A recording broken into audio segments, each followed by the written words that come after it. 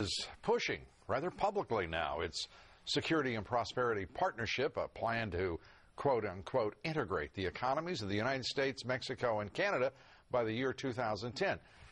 You're thinking, you didn't vote for that. Your congressman didn't vote for that. Your senator didn't vote for that. You're correct.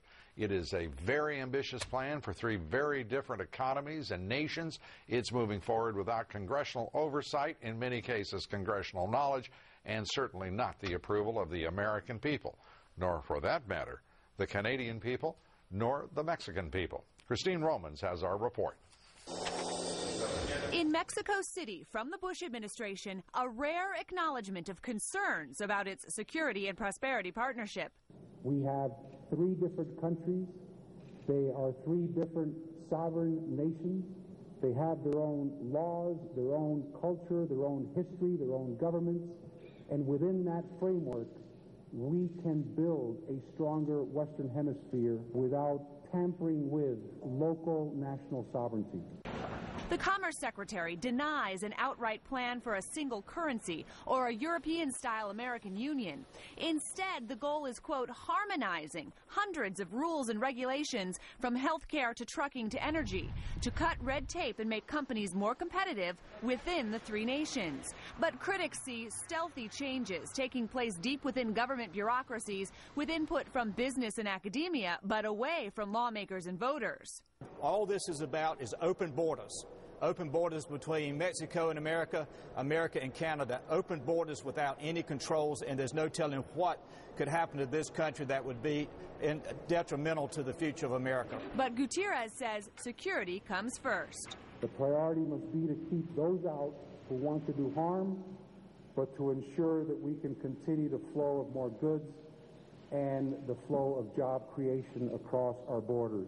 Numerous SPP documents reveal a goal of moving people and goods more easily among the three countries. According to SPP documents released through Freedom of Information requests, architects of the SPP are aware that they've got a little bit of an image problem. Congressman Jones says he thinks that there's an image problem for a reason. He's written to the White House now twice about detailed questions about the SPP. He says he's been ignored on this. Well, this White House is ignoring and has ignored Congress in nearly every instance in which it doesn't get a rubber stamp. The idea that Carlos Guiterrez, the Commerce Secretary, is talking about this in Mexico City and not addressing it publicly before Congress, the fact that all of these things are happening behind closed doors. I mean, why is there not some greater sense of what's going on the part of this government? Congressman Jones points out that there's a website at the Commerce Department. He says he doesn't want a website. He wants to sit down and find out what this is all about. Trade, these things belong in the arena of Congress, and he'd like to see some oversight there. Yeah, I have to say that what we're watching here and what you've reported and all of our colleagues have been reporting on with the so-called North American Union and in a few other quarters, the American people have every reason to be very concerned.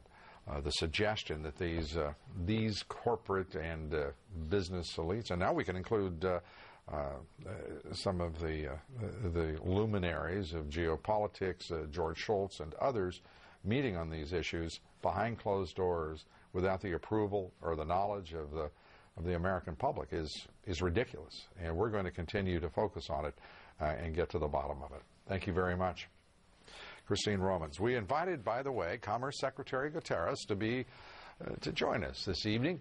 He wasn't available to join us tonight. We sincerely hope that the Commerce Secretary will find it convenient to join us here, because I would really like to know, and I'm sure that you would as well, just what in the world the Bush administration thinks it's doing, carrying out this kind of policy without the approval of the American people or the United States Congress. There is still that little thing called a Constitution that does affect all of these movements on the part of this government toward a security and prosperity partnership.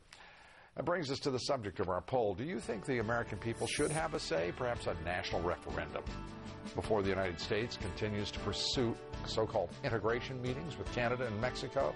Yes or no? We'd love to know what you think. Cast your vote at LouDobbs.com. We'll have the results upcoming. Time now for some of your thoughts. Richard in Illinois said,